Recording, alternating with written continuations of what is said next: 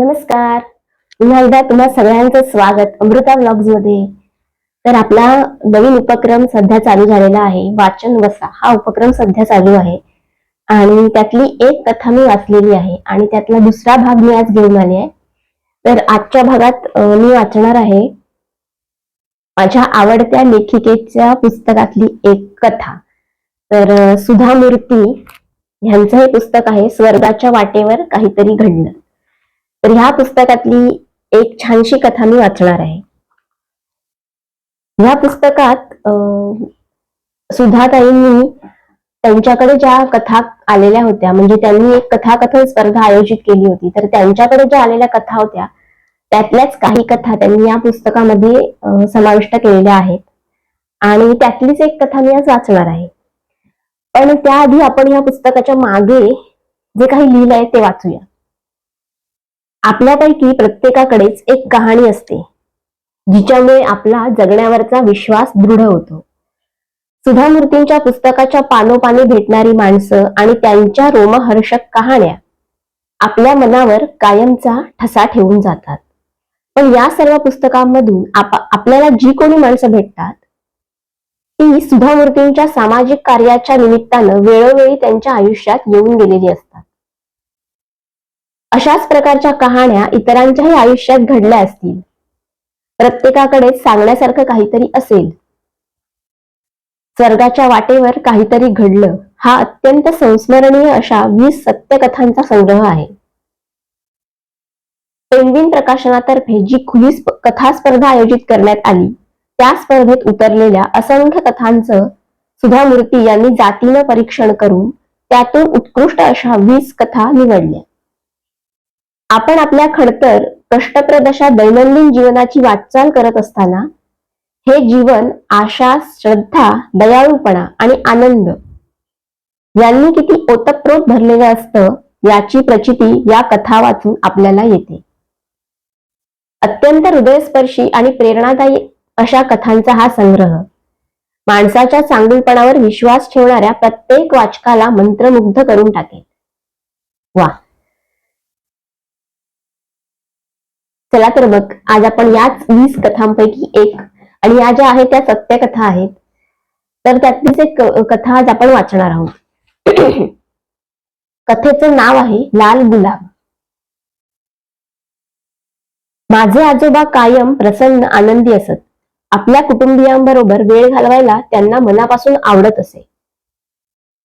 मी लहान असताना कधीतरी अचानक स्वतःची गाडी घेऊन ते आमच्या घरी यायचे. येताना माझ्या बहिणीसाठी आणि माझ्यासाठी पेढे, रसगुल्ले असा खाऊ आणायचे. खाऊ फस्त करून झाला की मी आणि माझी बहीण आजोबांबरोबर चालत जवळच्या पुस्तकाच्या दुकानात जायचो. माझी बहीण तिथे नॅन्सी ड्र्यूच्या साहस कथांचं नवं पुस्तक विकत घ्यायची. खरं तर मला आर्ची कॉमिक्स वाचायला खूप आवडायचं, पण आजोबांच्या आग्रहामुळे मला रामायणातील चित्रकथांची पुस्तकं घ्यावी लागत. लहानपणापासून ती पुस्तकं वाचल्यानं मला ती आवडू लागली आणि अजून सुद्धा मी ती जपून ठेवली आहे. श्रमांचं, मेहनतीचं महत्व माझ्या आजोबांनीच माझ्या मनावर बिंबवलं. आपल्याकडून होईल तेवढं जास्तीत जास्त उत्कृष्ट काम करण्याचं महत्वही त्यांनीच मला शिकवलं. जो मनापासून प्रयत्न करतो त्याला कधीच अपयश येत नाही असं ते नेहमी म्हणत. आयुष्याबद्दल त्यांचा दृष्टिकोन नेहमी सकारात्मक असे. त्यांनी कधीही आपल्या तोंडून कठोर शब्द उच्चारले नाहीत. त्यांचा स्वभाव माझ्या आजीच्या अगदी विरुद्ध. आजीची सतत कशा ना कशावरून तरी कुरबुर चालू असे. ती स्वतः तर असमाधानी असायचीच, पण आपल्या बोलण्यानं ती आजूबाजूच्या लोकांनाही दुःखी करायची. सुमारे 10 वर्षांपूर्वी आजोबांना विस्मरण होण्यास सुरुवात झाली. त्यांच्या वयामुळे असं होत असेल असं समजून सुरुवातीला आम्ही त्या गोष्टीला फारसं महत्व दिलं नाही, पण काही दिवसातच या समस्येनं मोठं रूप धारण केलं. ते काही कामासाठी घरातून बाहेर पडायचे आणि मग घरी परतण्याचा रस्ताच विसरून जायचे. तोच प्रश्न ते परत परत अनेकदा विचारायचे. त्यांच्या स्वतःच्या वडिलांचं कित्येक वर्षांपूर्वी निधन झालं होतं, पण ते अचानक त्यांची चौकशी करायचे. आत्ता ते कुठे आहेत? जरा वेळापूर्वी ते इथेच होते, असं आपल्या वडिलांविषयी ते म्हणायचे. पण तरीही हा प्रश्न किती गंभीर स्वरूपाचा आहे हे काही आमच्या लक्षात आलं नाही. इतर कुटुंबामध्ये जसं असतं तसंच आमच्याही बाबतीत झालं होतं. आम्ही सर्वजण स्वतःमध्येच गर्क होतो. पण अखेर एक वेळ अशी आली की आजोबांच्या या अवस्थेकडे दुर्लक्ष करणं अशक्य होऊन बसलं. आम्ही त्यांना डॉक्टरांकडे घेऊन गेलो. आजोबांना अल्झायमर्स म्हणजे विस्मरणाचा आजार झाला असल्याचं डॉक्टरांनी सांगितलं. ते ऐकून आम्हाला सगळ्यांनाच धक्का बसला. आजवर आमच्या कुटुंबातील कुणालाच हा आजार झालेला नव्हता. शिवाय वैद्यकशास्त्रात या आजारासाठी अजून तरी काहीही उपाय उपलब्ध नव्हता. माझा तर अजूनही या गोष्टीवर विश्वासच बसत नव्हता.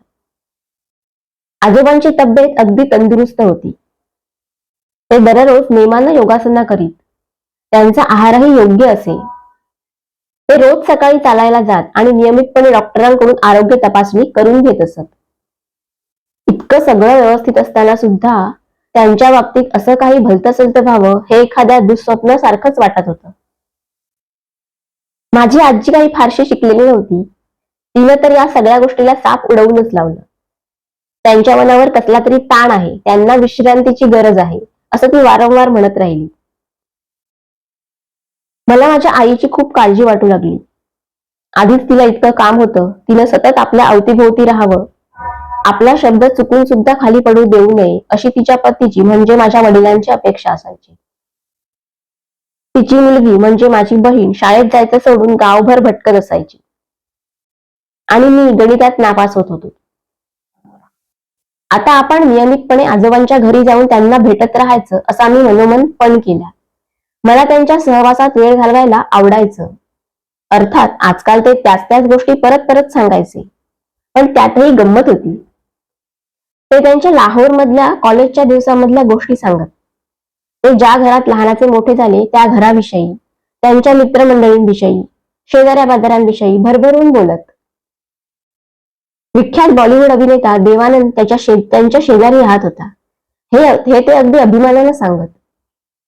माझी आजी मात्र या नवीन परिस्थितीची जुळवून घ्यायला तयार नव्हती. ती आजोबांशी सतत भांडायची, इतरांसमोर त्यांच्या वागण्यावर टीका करायची. अनेकदा असं व्हायचं की मी आजोबांशी गप्पा मारत बसलेलो असताना ते तिथे येऊन तावातावानं म्हणायची, त्यांना तू एखाद्या थंड हवेच्या ठिकाणी घेऊन का नाही जात? तिथल्या शुद्ध हवेत त्यांचं डोकं ठिकाणावर येईल. इथे उगाच दिवसभर भ्रमिष्ठासारखे बसून असतात. अर्थातच ते ऐकून आजोबाही कधी कधी चिडायचे. मग ते काही न बोलता सरळ आपल्या खोलीत निघून जायचे. मीच आपल्या त्यांची बाजू घेऊन आजीशी भांडायचं. तिने जरा धीरानं घ्यायला हवं असं मी तिला सांगायचं. यापेक्षाही जास्त वाईट घडू शकलं असतं. त्यांना कॅन्सर किंवा पॅरालिसिस सुद्धा होऊ शकला असता, पण तसं काहीही झालेलं नाही असे सांगून मी तिची समजूतही काढायचो. आपण निदान त्याबद्दल तरी देवाचे आभार मानले पाहिजेत असे मी तिला सांगितलं. काही आठवड्यांनंतर माझ्या आईला अचानक फोन आला. काहीतरी भयंकर घडलं असल्याचं तिने आम्हाला सांगितलं. मुंबईच्या दक्षिण भागात आजी आजोबांचं घर होतं. आम्ही तातडीनं तिकडे गेलो. घरात शिरलो तर आजी सोफ्यावर बसून रडत होती. तिचा पाय दुखावला होता, तो ती धरून बसली होती. आजोबांनी तिच्या अंगावर धावून जात तिला मारल्याचं तिने आम्हाला सांगितलं. अल्झायमरचं दुखणं असलेले रुग्ण क्वचित प्रसंगी हिंसक होऊ शकतात याची आम्हाला कल्पना होती, पण अशा प्रकारचा अनुभव आमच्यासाठी नवाच होता. आता काहीतरी निर्णय घ्यायलाच हवा होता. मग आम्ही अनेक वृद्धाश्रमांमध्ये जाऊन चौकशी केली, पण त्या सर्वांनीच आम्हाला निराश करून पाठवलं. कोणताही मानसिक आजार असलेल्या वृद्धांना आम्ही दाखल करून घेऊ शकत नाही असं सर्वांनी सांगितलं. दुर्दैवानं या अशा प्रकारचं दुखणं असलेल्या लोकांची काळजी घेणारी एकही संस्था मुंबईत नव्हती. बऱ्याच उलटसुलट चर्चेनंतर माझ्या आई वडिलांनी निर्णय घेतला. आता आजी आजोबांनी आमच्या जवळपास राहणंच श्रेयस्कर होतं. आमच्या राहत्या घराचा वरचा मजला आम्ही भाड्यानं दिलेला होता, पण आता त्या मजल्यावर आमच्या आजी आजोबांना ठेवायचं असं माझ्या वडिलांनी ठरवलं. त्यामुळे रोजच्या रोज उपनगरातून भला मोठा प्रवास करून आजी आजोबांच्या घरी जाण्याचा आमचा त्रास वाचला असता आणि त्या दोघांची काळजी घेणं, त्यांच्याकडे लक्ष पुरवणं आम्हाला सोपं गेलं असतं. पण आजी काही तिचं घर सोडून यायला तयार नव्हती. जन्मभर ती त्या घरात राहिली होती. तिची आवडती गुलाबाची बाग सोडून येण्यास तिचं मन होत नव्हतं. तिची बाग होतीच तशी छान. त्या बागेत नानाविध प्रकारच्या सुवासिक सुंदर जातींचे गुलाब होते. पिवळे, पांढरे आणि माझे सर्वात आवडते लाल गुलाब सुद्धा. मी अगदी लहान असताना ते गुलाब तोडून घरी घेऊन जाण्यासाठी माझी धडपड चालायची. पण दरवेळी मी चोरून गुलाब तोडत असताना आजी मला पकडून चांगल्या कानपिचक्या द्यायची. आजीच्या बागेची व्यवस्थित काळजी घेतली जाईल असं आम्ही तिला वचन दिलं. पण मग आजीने एक नवीन अडचण पुढे केली. तिच्या समवयस्क मैत्रिणी आठवड्यातून एकदा एकत्र जमायच्या. त्यांची भीशी तिच्या दृष्टीनं फार महत्वाची होती. ती चुकवून चालणार नव्हतं. मग मी त्यावर तोडगा सुचवला. त्या दिवशी आजोबांची काळजी मी घेईन असं तिला वचन दिलं. तिने आणखीही बऱ्याच सबबी पुढे करून पाहिल्या, पण आम्ही त्या धुडकावून लावल्या. अखेर ती या नवीन व्यवस्थेला राजी झाली. आजी आजोबा कायमचे आमच्या घरी राहायला आले. ते आल्यानंतर पहिल्या रात्री कुणीच झोपू शकलं नाही. सगळे जागे होते. सर्वांचं लक्ष सतत आपल्या मोबाईल फोन्सकडे होतं. दुसऱ्या दिवशी सकाळी आई आजी आजोबांचा चहा घेऊन गेली, तर आजी अतिशय थकलेली दिसत होती.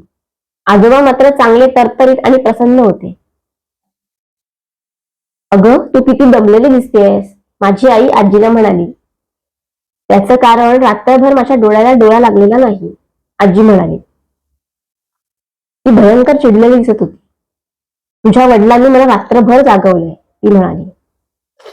ते स्वयंपाकघरात खाण्याच्या गोष्टी धिंडाळायला गेले होते. त्यांनी तिथं बरीच पातेली भांडी पाडून सगळीकडे सांडलवण करून ठेवली. मी आवाज ऐकून तिथं पळत गेले आणि त्यांना थांबवू लागले, तर ते माझ्या अंगावर धावून आले. मला मुस्कटात द्यायला हात सुद्धा उगारला. अरे देवा, आई म्हणाली. तिचे डोळे विस्फारले गेले होते आणि तोंडही उघडं राहिलं होतं. मग नंतर ते जाऊन झोपले, आजी म्हणाली. जरा वेळाने घाबरून जीव गुदमरून मला जाग आली, तर माझ्या अंगावर काहीतरी जड वजन जाणवत होतं. मांजरानं उडी मारली का तुझ्या अंगावर? छे, मांजर कुठलं, तुझे वडील. अगं, त्यांना वाटलं मी लोड आहे, मग माझ्या अंगावर डोकं ठेवून तसेच झोपले. इतक्यात आईचं लक्ष कोपऱ्यात पडलेल्या कपड्यांकडे गेलं. त्यावर पिवळसर डाग होते. आणि ते काय? आई म्हणाली. अगं, त्यांनी पायजण्यात लघवी करून ठेवली, आजी म्हणाली. माझ्या आईनं हाताच्या तळव्यांनी चेहरा झाकून घेतला. मग हताशपणे हवेत हात उंच करून आभाळाकडे पाहिलं. पुढचे 3 दिवस सुद्धा साधारण असेच गेले. चौथ्या दिवशी मात्र परिस्थितीत थोडी सुधारणा झाली. आजोबा रात्रभर गाढ झोपले. दुर्दैवानं तोपर्यंत आजीची सहनशक्ती मात्र संपुष्टात आली होती. तिनं आपलं सामान सुमान भरलं होतं. आपल्या पूर्वीच्या घरी परत जाण्याची तिनं तयारी केली होती. आम्ही तिची समजूत घालण्याचा पुष्कळ प्रयत्न केला, पण ती आता काहीही ऐकण्याच्या मनस्थितीत नव्हती. अखेर ती तिच्या घरी परत निघून गेली. जसजसे दिवस जात होते तसा मी मात्र अधिकाधिक वेळ आजोबांच्या सहवासात व्यतीत करू लागलो होतो. त्यांना बाहेर फिरायला घेऊन जाता यावं म्हणून मी संध्याकाळचं मित्रांबरोबर क्रिकेट खेळायला जाणं बंद केलं. मी आणि आजोबा रोज संध्याकाळी हातात हात घालून इमारतीभोवती फेरफटका मारायला जायचो. आजोबा पुन्हा एकदा लहान मूल झाले होते. ही गोष्ट दुःखाची असली तरीही मी आणि ते आता बरोबरीचे झालो होतो. फेरफटका मारून परत येताना आम्ही रोज कुल्फी खात खात एकमेकांकडे पाहून हसायचो. 2 महिन्यांनंतर आणखी एक दुःखद घटना घडली. माझी आजी खंडाळ्याला तिच्या बहिणीकडे जाणार होती. नेमके त्याच वेळी माझे आई वडील सुद्धा बाहेर गावी गेले होते. आता आजोबांना सांभाळण्याची पूर्ण जबाबदारी माझ्यावर होती. मग मी माझी स्टिरिओ सिस्टीम घेऊन त्यांच्याकडे आलो. त्यांना हेमंत कुमारची फक्त 2 गाणी आठवत असत. तीच त्यांना वाजवून दाखवायची असं मी ठरवलं होतं. मी आजोबांच्या खोलीत शिरलो तेव्हा ते तावातावानं आमच्या ऑफिस बॉयशी बोलत होते. हा मुलगा आमच्या ऑफिसमध्ये झाडलोट आणि साफसफाईचं काम तर करायचाच, पण शिवाय घरी सुद्धा मदत करायचा. माझ्या आजोबांच्या मानसिक स्थितीची त्याला तशी व्यवस्थित कल्पना होती, तरी पण कालवश झालेल्या लोकांविषयी आजोबा त्याला पुन्हा पुन्हा तेच तेच प्रश्न विचारत होते. त्याच त्याच चौकशा करत होते. अखेर त्याचाही संयम सुटला. मला तिथे आलेलं बघताच त्याने राहिलेल्या दिवसाची सुट्टी मागितली. मी जरा विचारात पडलो, पण मग आपण एकटे आजोबांची काळजी घेऊ शकू असा आत्मविश्वास वाटल्यामुळे मी त्याला घरी जायची परवानगी दिली. दुपार झाली. कामाची बाई घरचं सगळं काम उरकून निघून गेली. एव्हाना दुपारचे 3:30 वाजले होते. मी स्वतः दुपारी कधी झोपत नाही, पण आजोबांना एक डुलकी काढायची होती. ते उठून झोपायला निघून गेले. मी एकटाच उरलो. टीव्ही लावायचा म्हणजे आजोबांना त्या आवाजाचा त्रास होणार, त्यापेक्षा आपण पुस्तक वाचावं असा विचार करून मी एक कादंबरी वाचायला घेतली. पण ती इतकी रटाळ निघाली की वाचता वाचता मला कधी झोप लागली ते कळलंच नाही. अचानक मी दचकून जागा झालो. आजोबा मला गदागदा हलवून उठवत होते. कोण आहेस रे तू? ते ओरडून विचारत होते. अहो मी तुमचा नातू आहे सौरभ, मी म्हणालो. त्यांच्या चेहऱ्यावरचा राग पाहून मी जरासा गडबडलो होतो. सौरभ? कोण सौरभ? तुमचा नातू? मला कोणी नातू नाही, चल निघ इथून, ते रागाने ओरडले. अहो पण मला इथे थांबावं लागेल, तुमची काळजी घ्यावी लागेल. निघ म्हणतो ना. नाही नाही आजोबा, तुम्ही आधी शांत व्हा पाहू. त्यावर शर्टाच्या बाह्या दुमडून ते एकदम माझ्या अंगावर धावून येत गरजले. हे पहा, रागाच्या भरात माझ्या हातून काहीतरी वेडवाकडं होण्याआधी चालता हो इथून. तुम्ही आधी खाली बसा बघू, मी अतिशय जोरात त्यांच्या अंगावर ओरडलो. माझ्या अनपेक्षित ओरडण्यामुळे ते एकदम दचकले आणि जरासे भेलकांडत ते आतल्या खोलीत निघून गेले. ते तोंडानं शिवीगाळ करतच होते. मी मोठ्याच पेचात सापडलो. मी निघून जावं अशी त्यांची इच्छा होती, पण त्यांना अशा स्थितीत एकटं सोडून जाण्याची माझी मुळीच इच्छा नव्हती. ते एकटे कुठेही बाहेर निघून गेले असते, भरकटले असते किंवा रस्ता ओलांडताना एखाद्या वाहनाला धडकून त्यांना इजा सुद्धा होऊ शकली असती. मी घाबरून आजीच्या मोबाईलवर कॉल केला, पण तिचा मोबाईल लागत नव्हता. इतक्यात आजोबा परत एकदा मी बसलो होतो तिथं आले. त्यांचा आजचा अवतार पाहून माझी भीतीनं बोबडीच वळली. तू अजून गेला कसा नाहीस? या घराचा मालक मी आहे, चल जा, चालता हो. त्यावर मी काही बोलणार इतक्यात त्यांनी खाडकन माझ्या मुस्काटात ठेवून दिली. मी कोलमडलो. माझ्या डोळ्याला इजा झाली नाही हे माझं नशीब. परत एकदा ते खोलीत निघून गेले. त्यांनी धाडकन दार लावून घेतलं. मी सोफ्यावर बसून या सर्व विचित्र घटनेचा विचार करू लागलो. अशी 5 मिनिटं गेली. दार उघडून आजोबा परत बाहेर आले. त्यांचे हात पाठीमागे होते. मला तिथं गाल चोळत बसलेलं पाहून ते माझ्याजवळ आले. त्यांच्या चेहऱ्यावर करारी भाव होते. आता मात्र त्यांचा मार खाण्याआधीच तिथून पळ काढायचा असं मी मनाशी ठरवलं होतं. मी काही त्यांच्या अंगावर चाल करून जाणार नव्हतो की उलटवार करणार नव्हतो. तेव्हा पळून जाणं एवढा एकच मार्ग शिल्लक होता. आजोबा माझ्याजवळ येऊन काही इंच अंतरावर उभे राहिले. त्यांचे हात अजूनही मागेच बांधलेले होते. उजवा हात पुढे करून त्यांनी माझा लाल भडक झालेला उजवा गाल सावकाश कुरवाळला. माझे डोळे पुसले. त्यानंतर पाठीमागून डावा हात पुढे करून त्यांनी एक टपोर सुंदर लाल गुलाबाचं फूल माझ्या हातात दिलं. किती छान सुंदर कथा होती ना. ही कथा होती सौरभ कुमार यांची आणि ही सत्य कथा होती. पण खरंच अल्झायमर हा आजारच असा आहे की त्याबद्दल काही उपचार सुद्धा नाहीत आणि त्याचा सगळ्यांनाच त्रास होतो. म्हणूनच आपण अशा लोकांची काळजी घेतली पाहिजे, त्यांच्याकडे नीट लक्ष दिलं पाहिजे आणि तो आजार होऊच नये यासाठी आपण काळजी घेतली पाहिजे. तर ही कथा तुम्हाला कशी वाटली मला कमेंट करून नक्की सांगा. लाईक शेअर करायला विसरू नका. सबस्क्राईब करायला सुद्धा विसरू नका. आपण भेटतच राहू अशा नवीन नवीन कथा ऐकण्यासाठी. तोपर्यंत काळजी घ्या.